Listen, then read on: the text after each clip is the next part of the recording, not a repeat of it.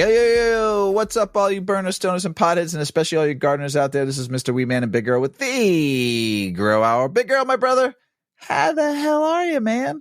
What's going on, dude? I'm doing great. How are you? I'm doing awesome, man. You want to know why? Why? Because I get to smoke this new strain you delivered to me called Strawberry Shortcake, grown by my friend, my pal, Big Earl. Yeah.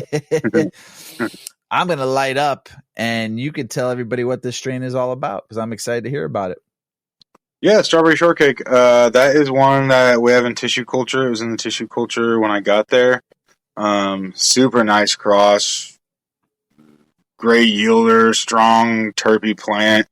The Strawberry Shortcake's pretty true to it. It's got like this berry cream kind of flavor to it. Just overall, fantastic plant. But yeah, we have that at Generation Zero. That was one of the first plants I grew out from there.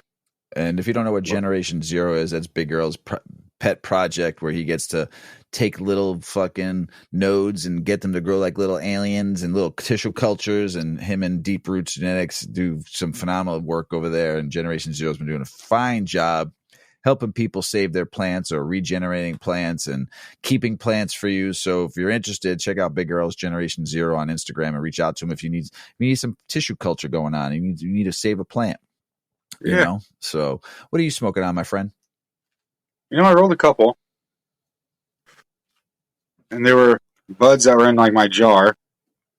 This is an Apricoma, I believe, the one from Seattle.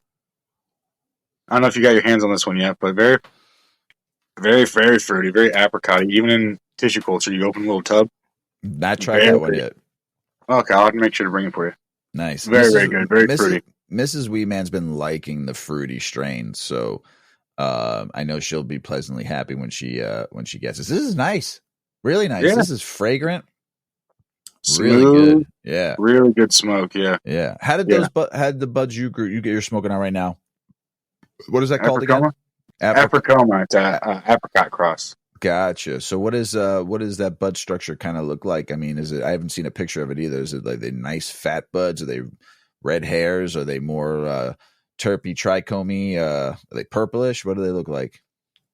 They were more of a like what you wouldn't see think of as like that traditional cookie flower, whatever you want to think. They weren't like the real dense circle, which almost none of my flour is. That Strawberry Shortcake's probably the closest, honestly. That's got that real nice, tight flower structure. But it's not like they were fluffy by any means. They were just, nice little castling and bud and flower structure with their tips, and a little bit of orange in there, more traditional on the light green, a little bit of orange in there. But the smell is the big thing on it. Very fragrant, lots of flavor. The high I love, I haven't gotten it tested, but I'd assume low 20s, very fucking nice, like full-bodied high on it. Everything from Seattle Chronicles is going to be super chronic, so I was really excited too when I was growing it. Just smell. It was the plant. I think I said it a couple times there. No, it was the plant when I was in there. I was like, man, what's that smell? And you smell a plant. You're like, oh, that smells great, but that's not what I'm smelling. You smell a plant. You're like, oh, that smells great. And you get closer, getting stronger. So all of a sudden you're like, oh shit, this is what it is. And it was the Apricoma 5. There it is, right there. Well, Seattle, we've had him on the show a couple times, and phenomenal fucking breeder and grower, and glad I'm going to get to try some more of his stuff. Yeah. I have another strain by him. I wasn't sure what the initials were, and I ended up losing it. But so same ballpark. So fragrant, so delicious. But I have no idea the lineage of the name, any of it. I don't think it was labeled, and I think he told me at one point like the unlabeled one is this. But I just didn't have any of it, and I lost the small clone plant of it after I took it into flower, and I was just like, it wasn't meant to be right now. Gotcha. It happens, man. It happens. So what else has been going on? Anything? Yeah. Got any projects you're working on? Any new cultures you're doing right now that are exciting? Not a ton, man. We've been working on stabilizing, bringing a lot of stuff back. We, earlier in the year went after like the 96 Josh, like the original OG Kush and some of the old headbands and some of the older cuts. So we've been just trying to stabilize and figure some different stuff out there. I'm that's really a lot of it, dude. I want to try that OG Kush. Me too. Kushes are my fave, my babies. I love me some Kush. If you have not experienced some true Kush, there's a lot of, hybrids now and stuff with Kush in it or something like that. But if you haven't tried just a true, just straight up Kush, man, you need to find somebody that grows some, because I tell you what, I've been a Kush fan. I mean, forever. So, I mean, from the first time I tried a Kush strain, and it's just a love relationship, not even a love-hate relationship, just a love relationship with Kush strains. And if someone gives me a straight up Kush kind of strain, like a Triangle Kush, an OG Kush, a Bubba Kush, just any kind of Kush, man, it just puts me on the cushion, and that's what I love about them. It's I haven't gotten to grow it out yet. We cleaned it, and it's time to see what she's all about. So she's going to go through veg here and probably be flowering in a month or so, early next year. Nice. So we'll see. And same with the Grape Stomper. If you go through a lot of seeds, that Grape Stomper made a ton of great crosses. Same with that Josh DOG. I hear a lot of people that kind of talk shit about it compared to some of the other OGs today. And who knows, but it's the original. It's what you got to smoke that to see what the influence is. That's how I see it. So how do you see what this OG Kush influence is in these crosses if you haven't smoked the OG Kush? Gotcha. So, the Grape Stomper and the Olympus headband and a few other ones that we have coming up and through. It's going to be a lot of fun. Nice. I love it. Are you enjoying this? I mean, we've talked about this off air too. Are you enjoying really learning and then also recreating stuff and saving stuff? Like how much fun, and I don't know if I would call it fun, but more of just feeling good about what you're doing, like saving some people's plants that they might have could have lost, or now you're helping people keep plants and storing it for them and stuff like that. Is it fulfilling? That what you've been doing lately? You've been doing it for a hot minute now, so yeah, the whole year. Yeah, I mean, it's not that it's unfulfilling. It's challenging. I think we're a little bit ahead of the industry. My personal belief, and a lot of people's beliefs that I've talked to just around me and all that, is that eventually the industry is going to have to go through something like what we're doing. There's never been a plant that's been grown so widespread, and it's not only grown widespread, but it's grown in all different kinds of conditions, all different kinds of ways, and that makes it susceptible to all different kinds of things. And I'm not saying anything about anything, but there's a lot of newer gardeners in cannabis where you wouldn't see newer gardeners in corn or apple trees. And when you're a newer gardener, sometimes spotting these different viruses, viroids, pathogens, these different diseases, sometimes you have so many other problems. You say, well, shit, I don't even have my food dialed in. I didn't know this was hoplite. I didn't know this was curly top. I didn't know this was any of this. I thought it was maybe bugs. I was looking it up. I thought it was maybe russets, but then, and it's going to be, maybe not so much for the everyday basement gardener, but for a large garden, if you want to be serious and you don't want to constantly have the possibilities of being completely taken out by something like a virus or viroid, right, you're going to have to at least work with a lab like us. And if you want to get new cuts, you're going to have to get them through a lab like us. Like, you can go to places and they can have them tested recently, and that's also an option. But I think eventually you're just going to see the labs and the gardens working together. And a lot of this, and I'm not talking shit, I'm just saying what I think is going to happen. A lot of the Craigslist cuts are going to go. Because a lot of those are so diseased, and there's so much bug and nastiness, and there's so much integrity in cannabis, and then there's also so much dishonesty. And so the people with their high integrity are not, you know what I mean? That separation eventually is going to catch on a little bit. So I was laying in bed the other night stoned, and it's like my favorite time to think, about 30 or 40 minutes before I just overall think about my day, my week, and then just also think about things like after I got done reading for the show. And it just popped in my head, and it's probably, I don't know, maybe I was stony baloney, maybe I'm just talking shit or out of my ass. But I was thinking about the plant itself and talking about how plants are now becoming diseased, like the hop virus, the hop viroid, and everything else, hop lad and viroid disease, and a few other newer diseases. Yeah. I was thinking about this, and I'm trying to remember everything. I should have typed it to myself and texted it to myself because it was a very good thought. I think it is, and I'm thinking about this plant and how long it's been around and what it's been through and the changes now, the changes from 5,000 years ago to now, when this plant was just grown in a season and then got to rest. You know what I'm saying? And then come back again when the season came. Maybe something ate the plants and spread its seeds across part of somewhere else, or maybe people harvest them, and bring them back too. Right, yeah. and they're growing, and the way we're from 5,000 years ago to 1,000 years ago to 500 years ago to the 1800s when hemp was huge, and then you go into the 1900s where people were using cannabis as a medicine, and then then it went underground, and people started growing it illegally, and you never had a consistent grow because you had to change spots. So you might have had to dial it down for 3 months, or you farmed it in the season outdoors in Mexico, and you just did it in season. So then you had the plant, you gave the soil time to rest, you gave the plant time to rest. And I know you took that plant down, but you still generated seeds from it, and you still generated everything you need to keep on process of growing, or you took clones from a plant. So nowadays, in the last, let's just say 10 years, since 23 states have gone recreational, and you have 33 states medical, and you see now that cannabis has become a corporate crop, right?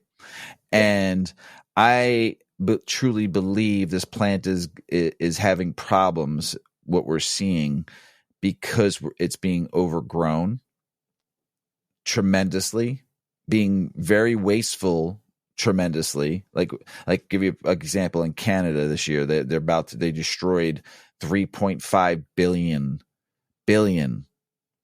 I think it was grams of this plant, and it's being overgrown to the point where I think this virus came along because it's being overgrown so much. And like you said, infected plants and infected whatever, bugs, soil, using bad soil or whatever, saving costs. So they're not putting the right nutrients in there, and they're using shitty nutrients. I think, and I was just reflecting on this, and I just think we're destroying this plant in a way that it's not supposed to be. We're not giving this plant a time. I mean, how many clones can you pull from a mother plant? I know people have had mother plants for 20 years. Yeah. And, but you don't give that mother a time to rest. Yeah. You pull a bunch of clones from her, and then you pull another batch, then another batch. And you don't give that mother time to, okay, she just had like a real mom. She had a baby, right?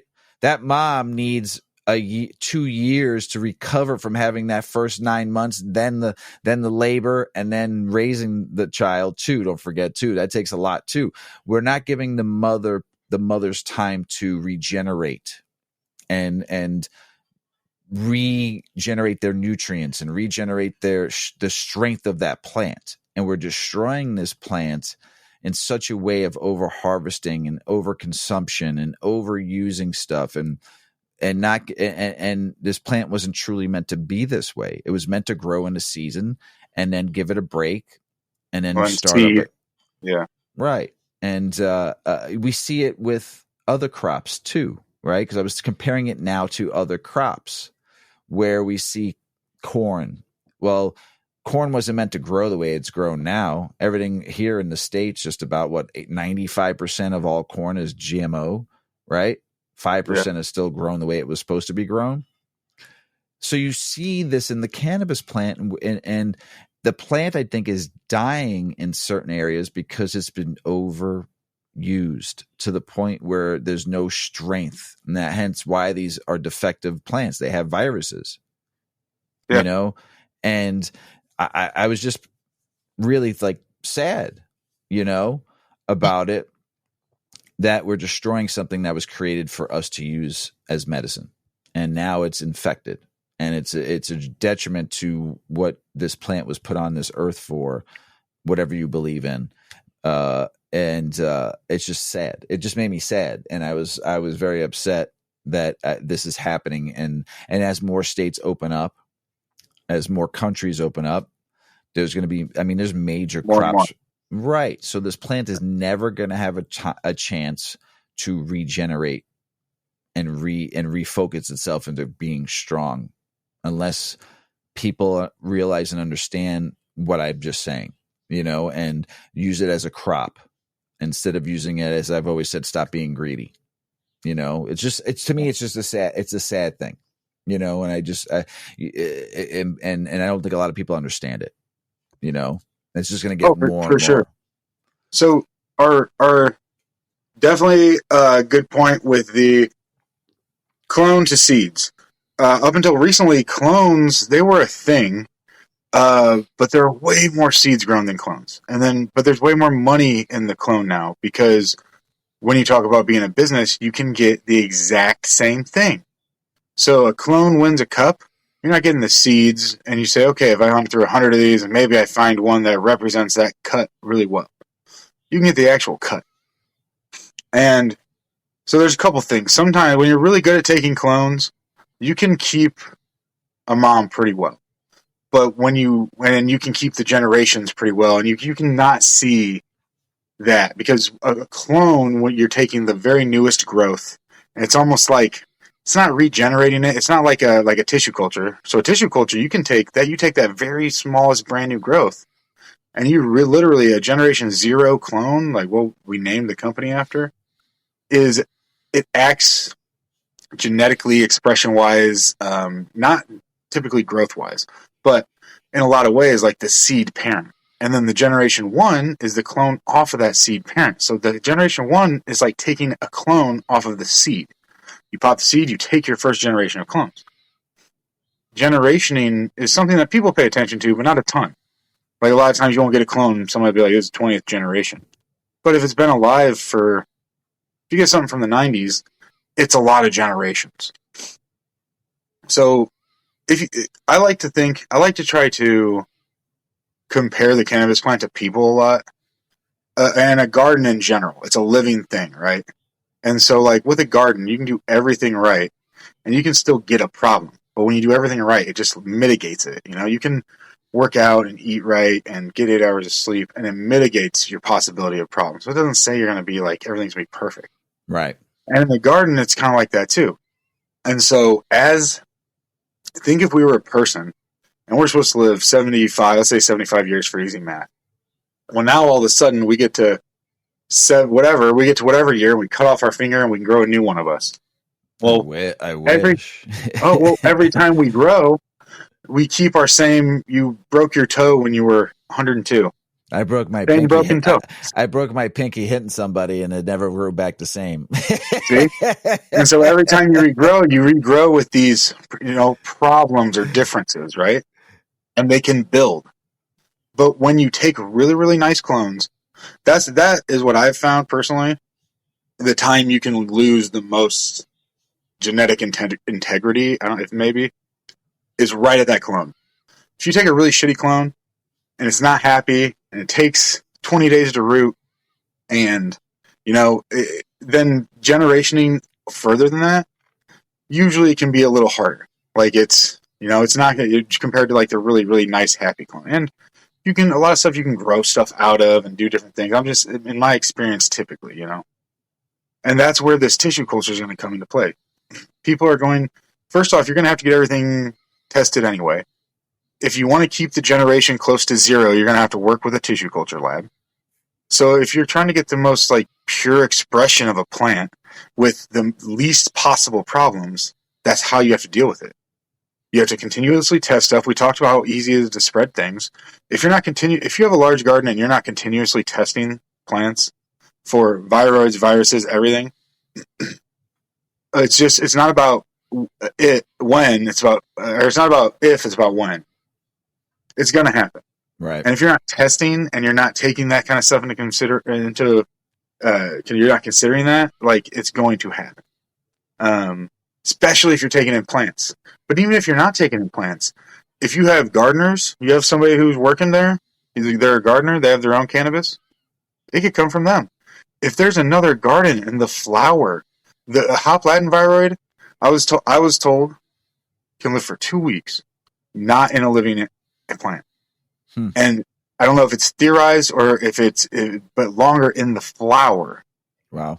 So if you're smoking flower that came from a plant that has this viroid,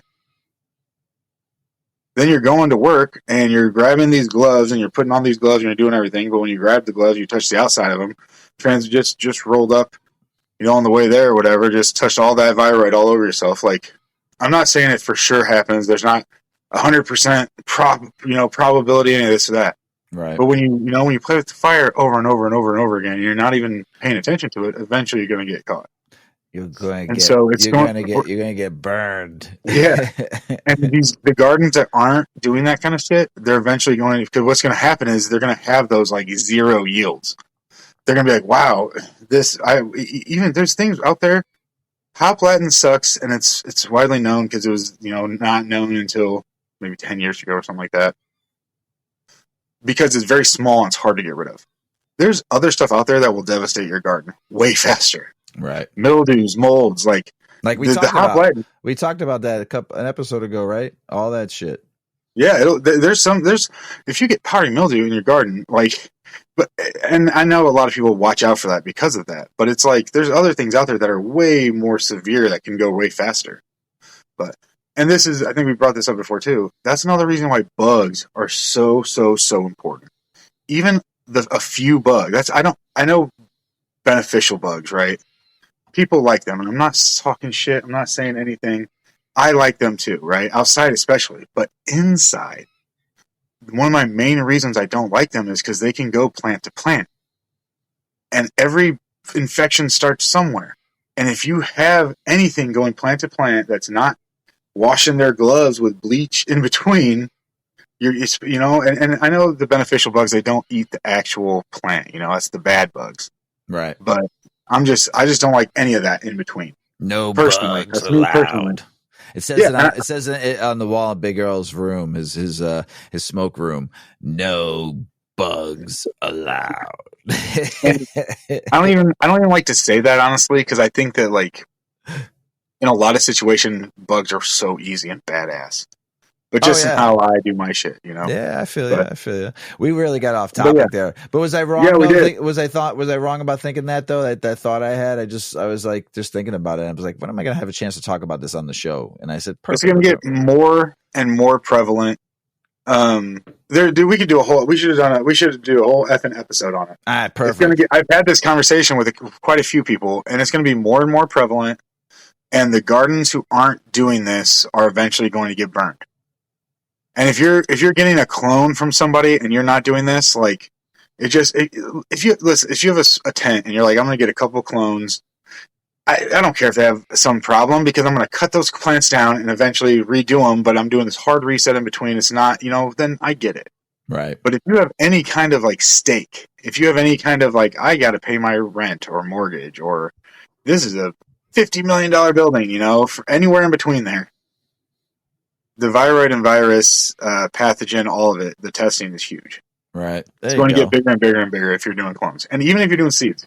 Hop Latin, they already showed, I think the last study showed they think it could be transmitted in as many as 90% of seeds. Ooh. So, no,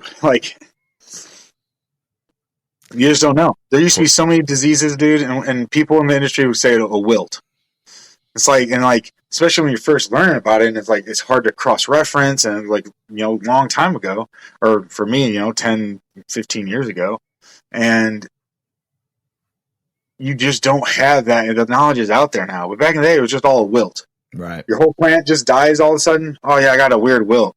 One branch sometimes, half the plant sometimes. I've literally had all those situations where I came to a room and I'm like, the fuck? Whole plant dead. And I removed that plant, and I don't, and whatever happens. But now there's actual things for them. You can get them tested and figure it out. But yeah, we should do a whole episode on that and get into the testing and what some different stuff looks like, maybe how to tell some different things apart. adult root aphids and gnats and wilts and pathogens and all that kind of shit. Ooh. So that'd be a cool one. We went off topic just because of my meditation before I go to bed. But what Only we're for actually a half hour. what we're actually supposed to be talking about today, everybody, is baby it's cold outside. Yeah. It's fucking cold in this room I'm in. Baby, it's cold outside. It's snowing right now here in the South Side. So I think it's supposed to snow here too. Yeah, so it's officially winter. It's Christmas time, everybody. And I was on a conference call the other day, and there's 2 other people in there, and they were like, "Oh, they're talking about their day, and they're talking about, oh yeah, it got down to mid-60s today, and it was -4 wind chill that morning." Yeah. Billy, shut up! I don't want to hear from you right now.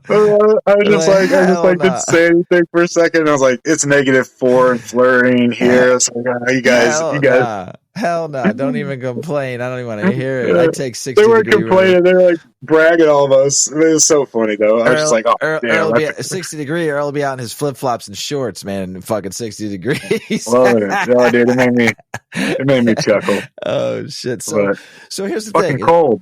It's cold outside. It's winter right now up here in the north. And how's your garden? How's your garden reacting right now to this winter? So it's colder out right now, right? It's cold. So what do we need to do? Colder, furnace wise? How do we fucking I know what I had to do in the cold because the humidity dropped. The humidity drops in my fucking house in the wintertime.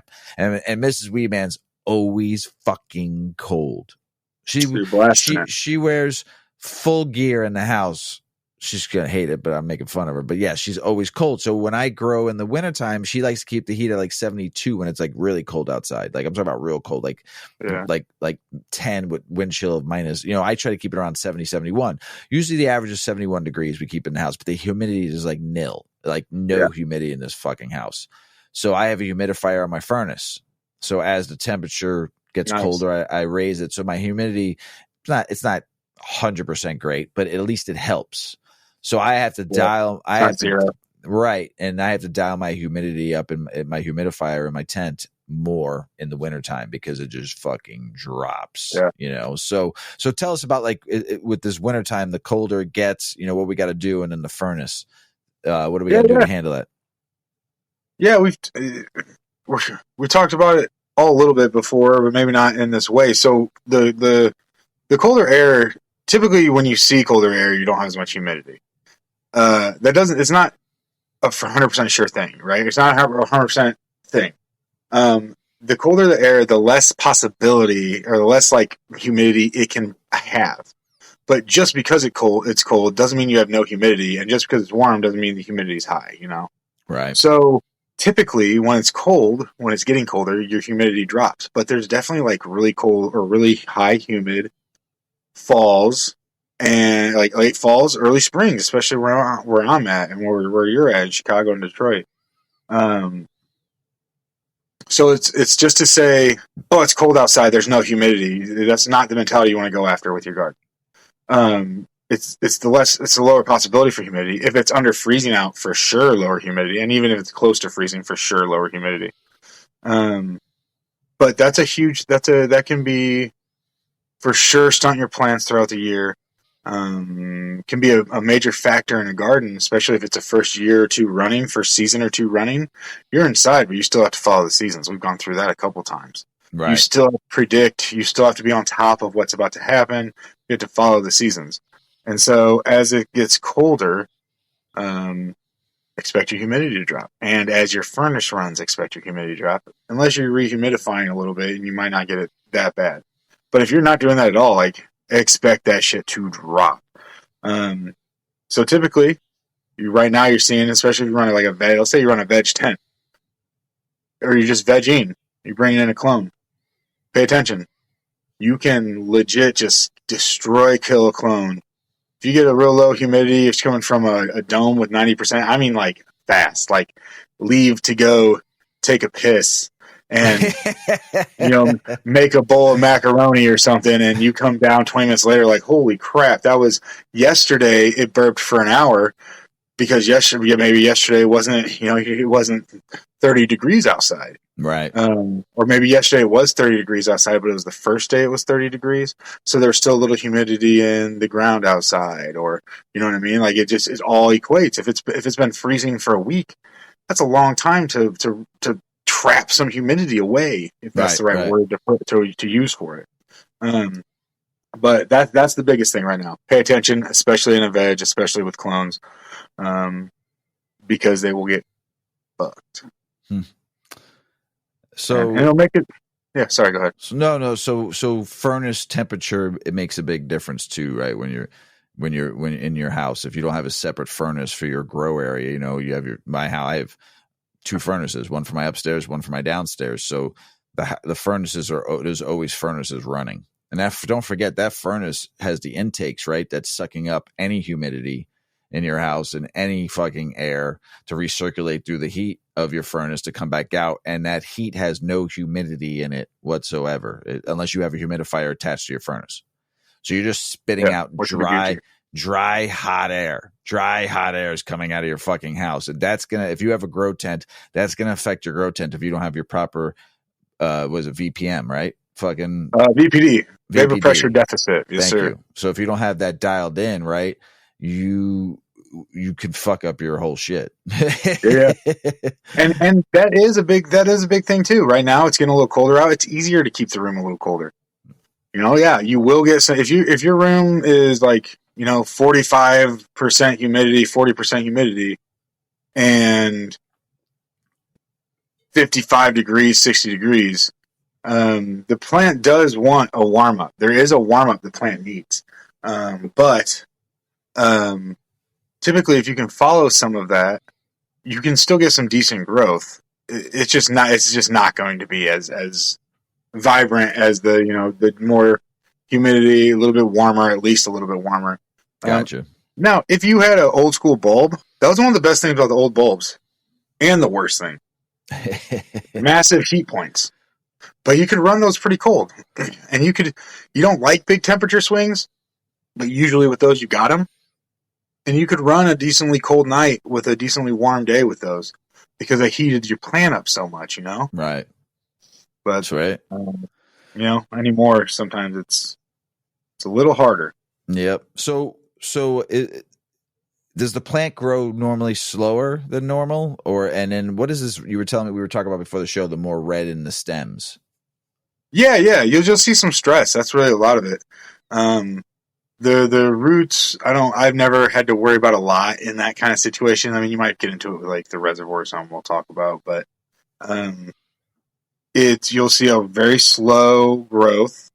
You'll see it'll be very hard to bring plants out, or harder than normal to bring it out of your dome. Like in my veg, I go from 60 to 70% humidity, and like very heavy humidity, but I like running a little warmer, and I do that primarily, especially when I have clones coming out, fresh youngins, because I don't want to. They're just so much easier to have that when you're going from a 90% to a 50-60%. That's not as easy as going from 90 down to 75, 70, 65. You can just come out zero stress. Gotcha. For me, at least, much easier. And a humidifier, man. I so many people think they don't need an effing humidifier. When I've had people literally be like, "When would I ever use that?" Like, have you ever measured that? Have you ever all season? Not right when you're have you ever measured if you're in Florida, you might not need a humidifier. Or that region. Anywhere else in this country, you probably do at some point of the year. Right. When it's really, really hot outside, or when it's really, really cold outside. Right. Maybe not the Northwest either. Northwest is pretty wet too. Yeah. But especially Seattle area too. That area is humid as hell because of all the rain they get in the wintertime. But outside, a lot of that, you're, if you're in the Midwest and you're getting down below freezing for multiple days in a row, dry as fuck. Dry as you're getting above 100 for multiple days in a row, dry as fuck. Yeah, dry as fuck. Hell yeah, it is. It's just so a humidifier, it's freaking huge. Sweet. Right. Especially if you're cloning. Humidity swings, though, it happens. I've seen it in my own tent. I didn't lower the humidity down. It was humid. It was humid, too humid when the lights went out. And all of a sudden I go downstairs. I'm like, whoa, what the hell happened to my fucking tent? It's like drenched. Looked like it rained in there. Yeah, pull a lot of perspiration out. Yes. So then you got to open the tent up for a little while and fucking air that shit out because it's happened. I come down in the morning and it's like, whoa, holy shit, the lights weren't on yet and stuff. And I just peeped in there. I'm like, oh, motherfucker, I forgot to fix the humidifier before I fucking went to bed. And it's happened. I've seen it. So with that kind of a swings though, what's the mold and what is mold and mildew? Like, what is it like? It does. That's exactly what it likes. Usually that correlates with temperature also in a lot of people's case.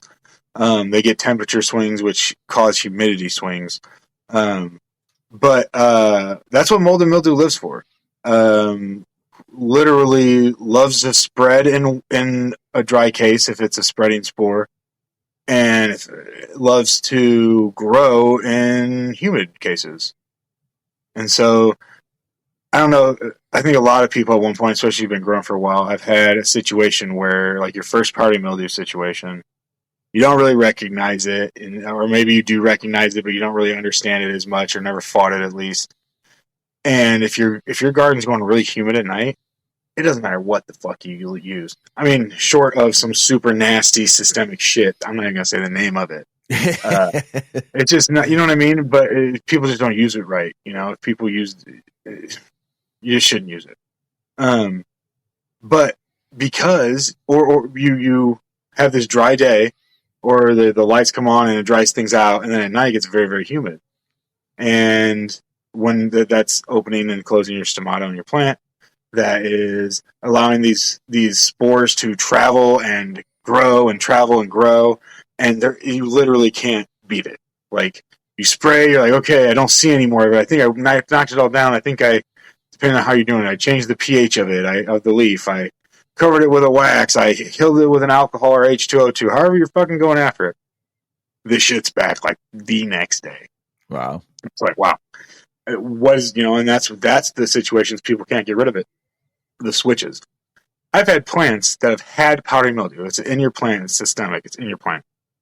That have had powdery mildew that don't express it when my atmosphere is like dialed the fuck in. Wow. They have the disease. They're strong enough to fight it off.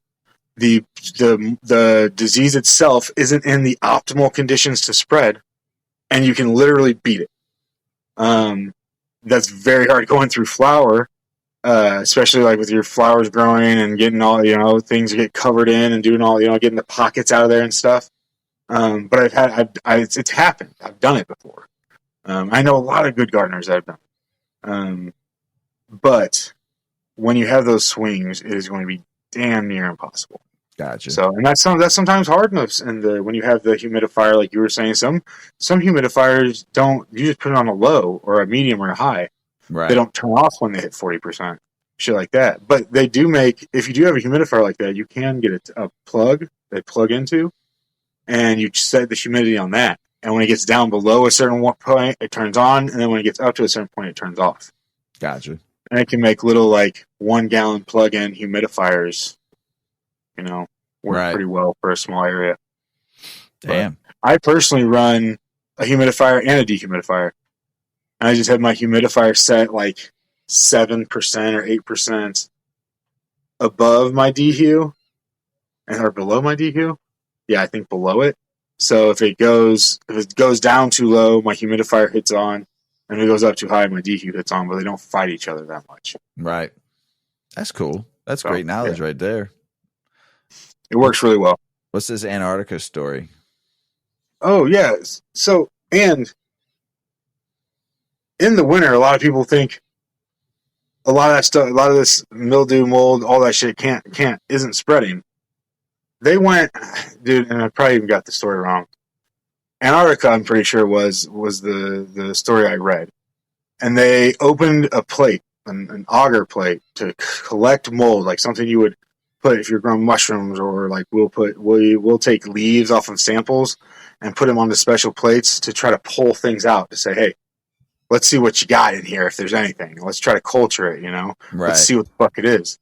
So they did this in Antarctica. I said, I wonder what's in the air down here. And there were 5 things. One of them was fucking powdery mildew. So it might not have been the powdery mildew that weed plants can get. There's a few different kinds I know, maybe even more than a few. But there's powdery mildew. But one was fucking powdery mildew in Antarctica. Wild, dude. So yeah, don't think it's not out there because it can be. That shit can be out there. But yeah, that's the Antarctica story. Hopefully I didn't.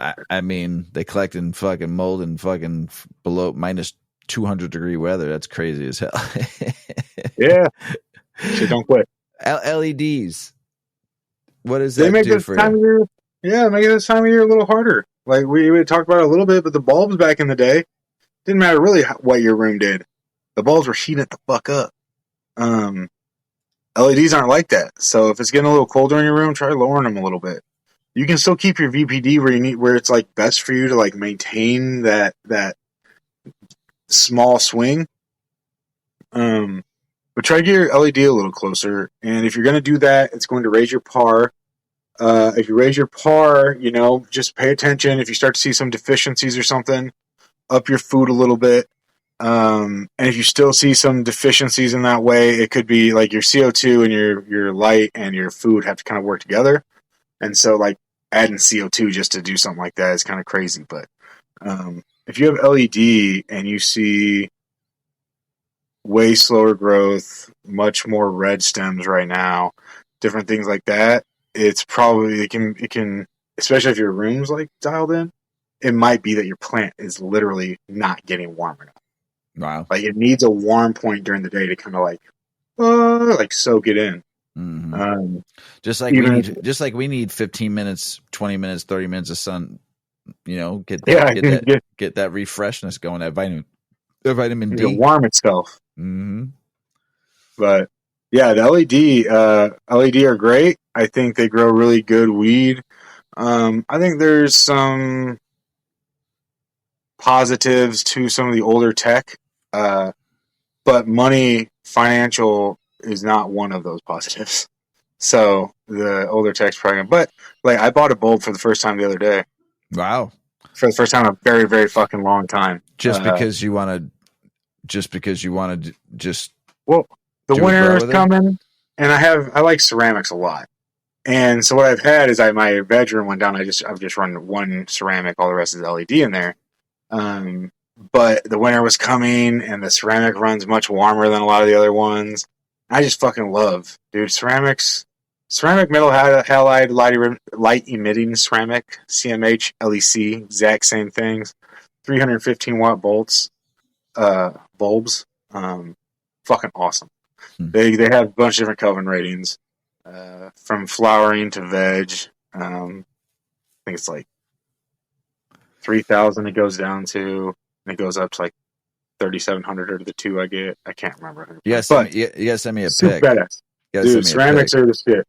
But so I used to have all ceramics. I ran ceramics in my flower room, in my veg, all that. And so as I went down and I dwindled, I had bulbs. So my ceramic bulb would get old, or I'd start noticing some like black marks on the inside. I'd get rid of it, and I finally ran out of my last bulb. I had to go buy a bulb.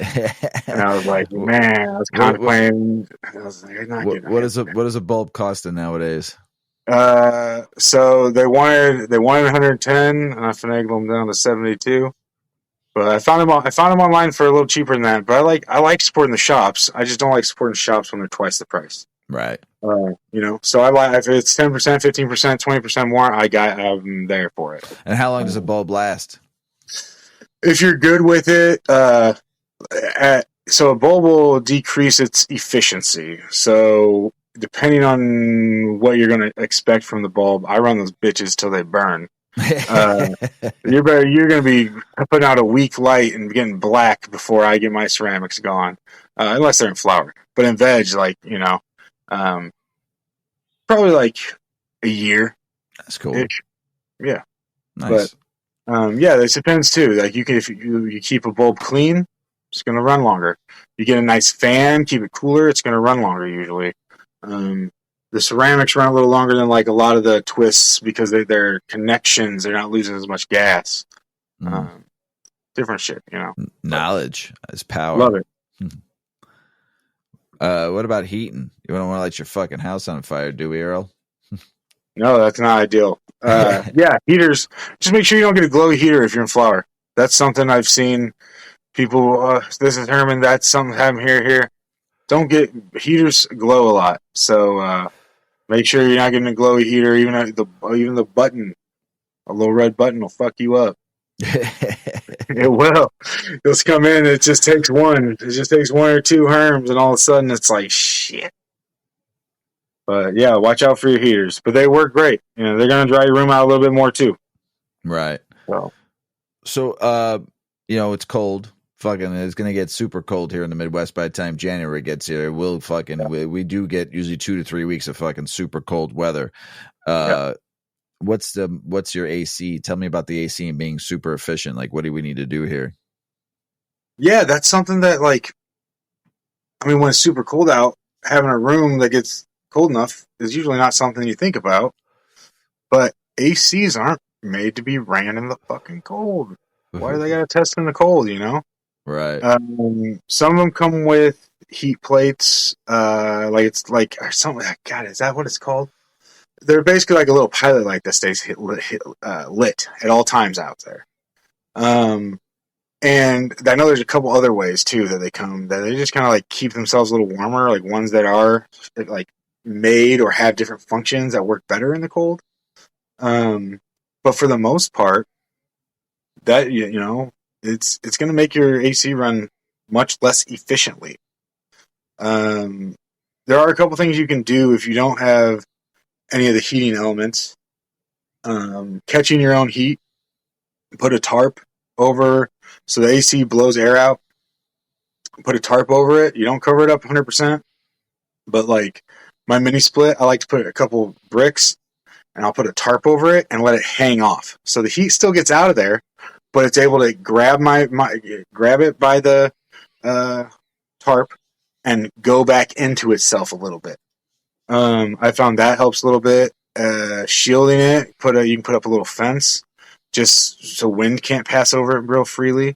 You don't want to block the back. You want the back to get it, but the part is to, when it goes through, it warms, to reuse that air somehow. Not just let it leave, you know? So, but tarps work surprisingly well. There was a spot I was at, and they were just so terrible. And none of their ACs had anything like that. And we literally had like a tarp contraption over the whole side of the building so they could all work together with it. And if we didn't do that, the ACs quite literally froze up. Like, you could not use them. They were not meant for that.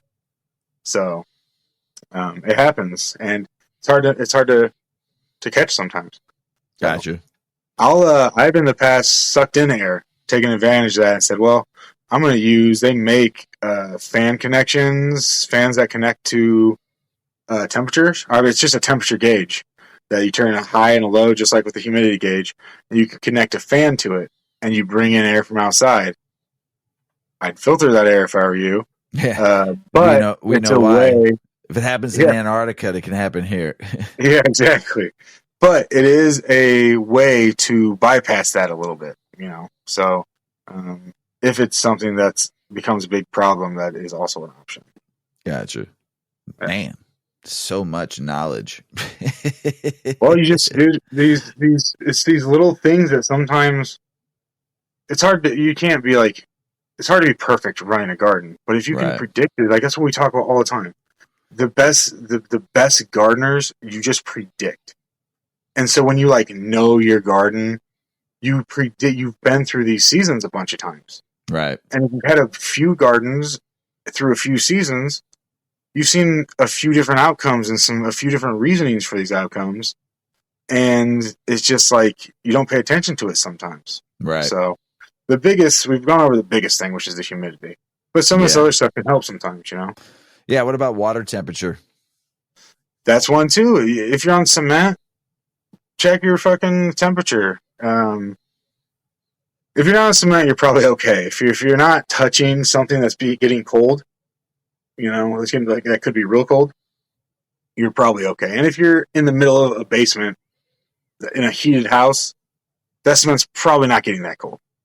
But if you got a cloner sitting on the ground near a wall, that might be a little too cold to clone some plants, you know? Right. So if you've gone through everything else and you're like, man, I don't know what this could be, check your water.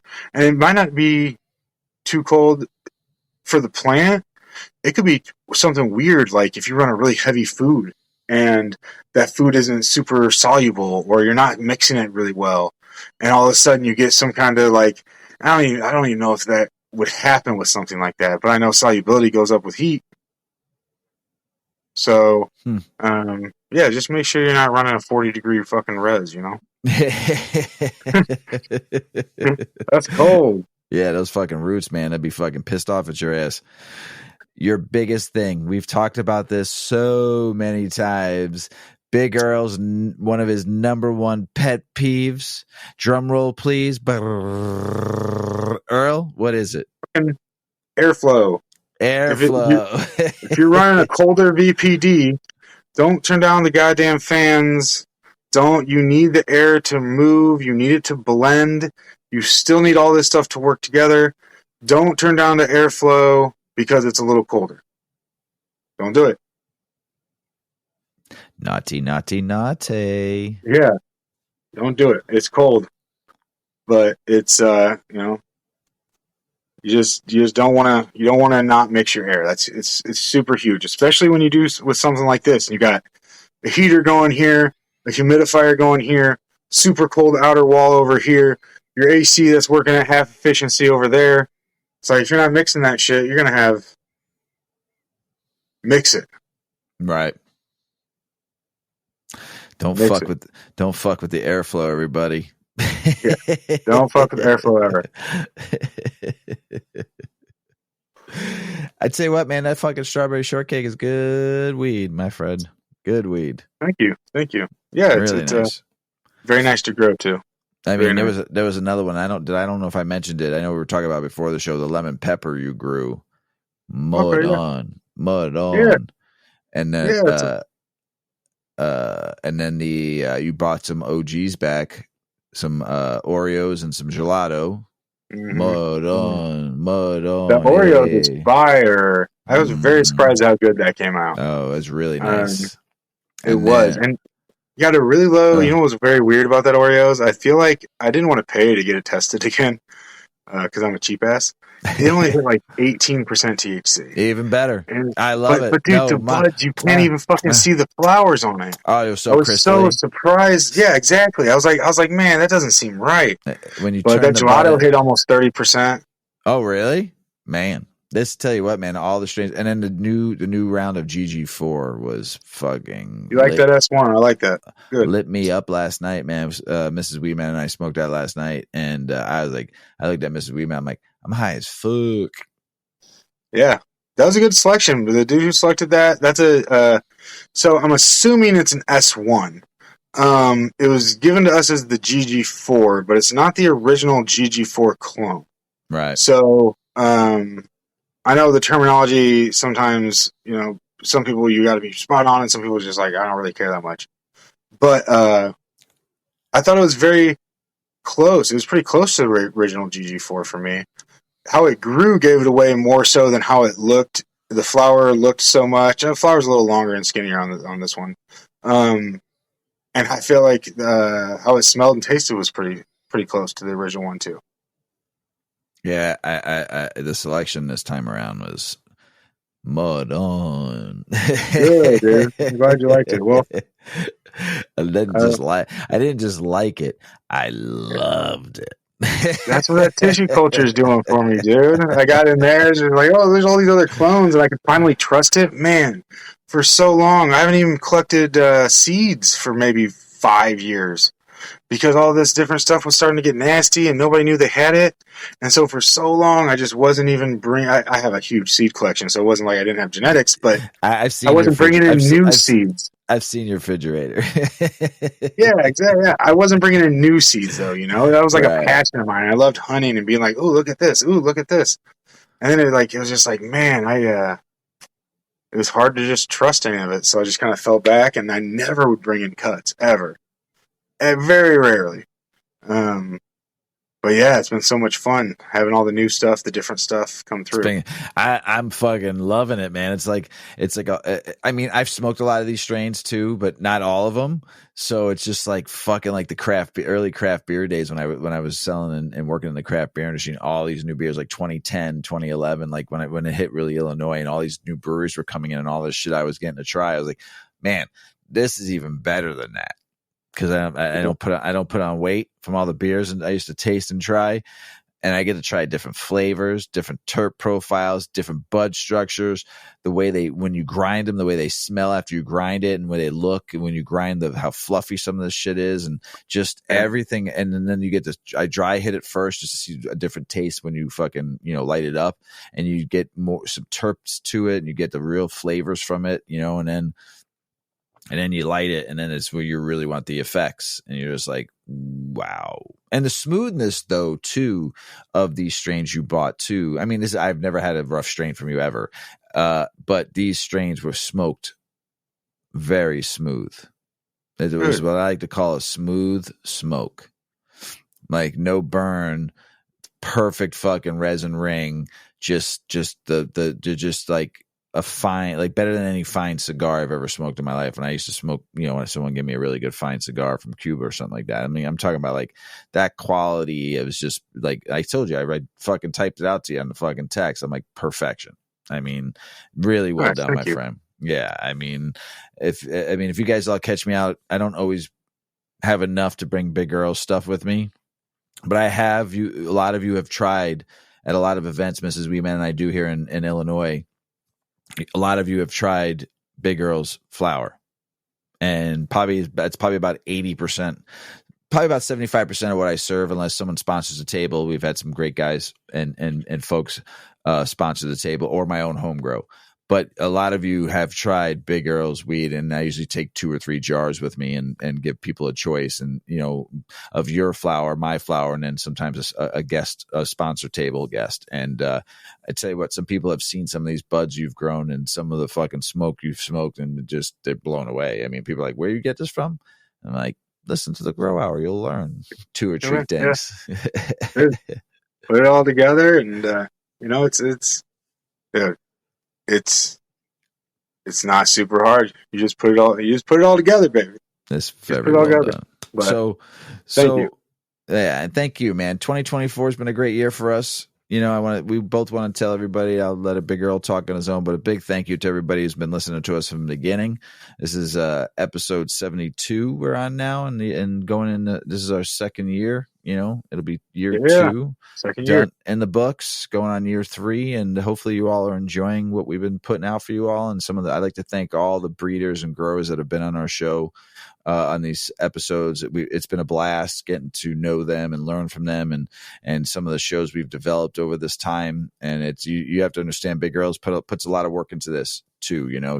He gets the show outlined, and I couldn't do this because I don't know enough about what he knows and his knowledge, and puts the show together for everybody, and then him and I sit and we put the episode down, and who's going to be talking about what and how we're going to be talking about who, and then we do the show. But a lot of this is done because of Big Earl's knowledge and the topics he thinks that will be interesting to you all, and also help you learn and grow and being able to become a good breeder or grower.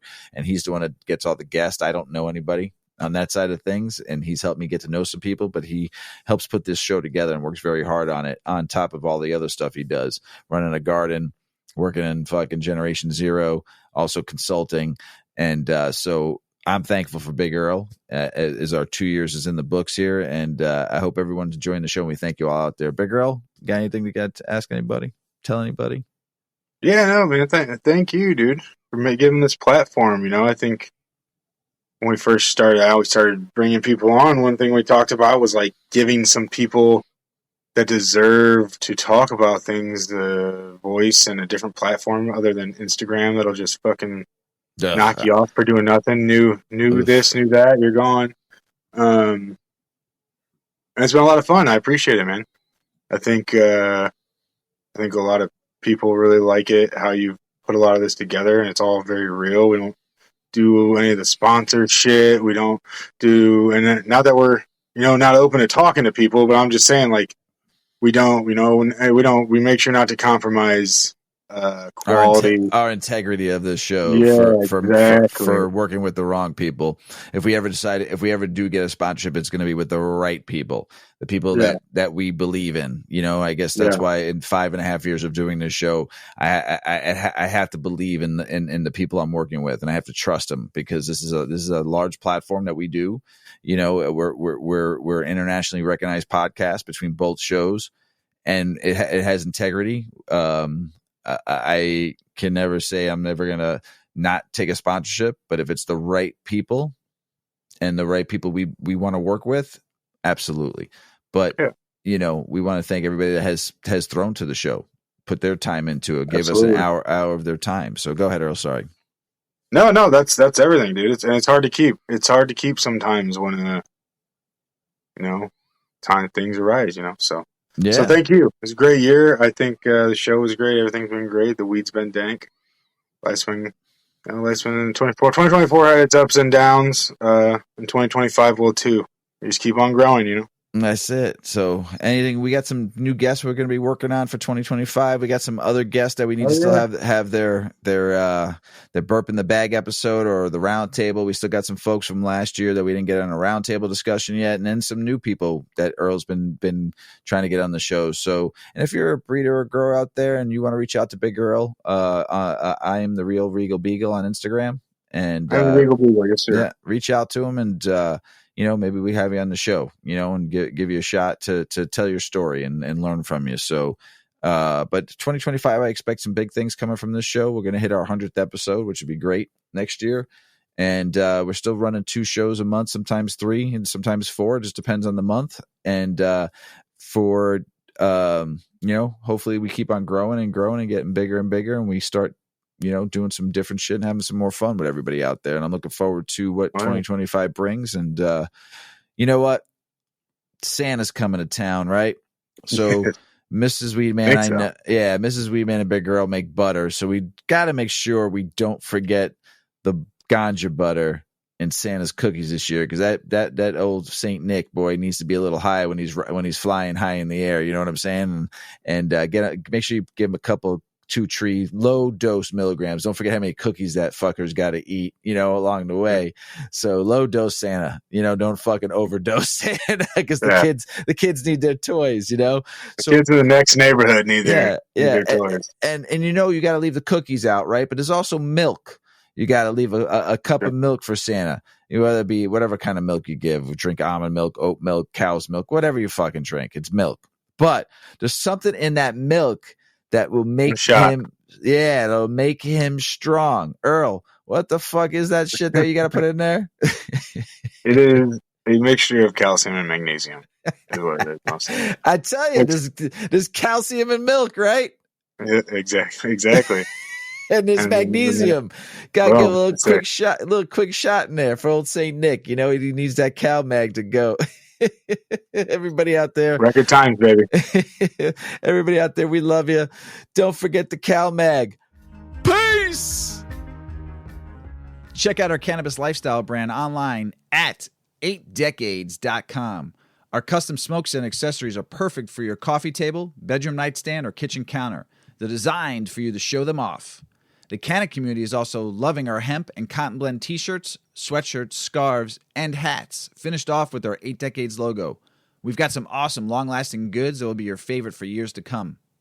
8 Decades, because a 9th decade of cannabis prohibition isn't acceptable.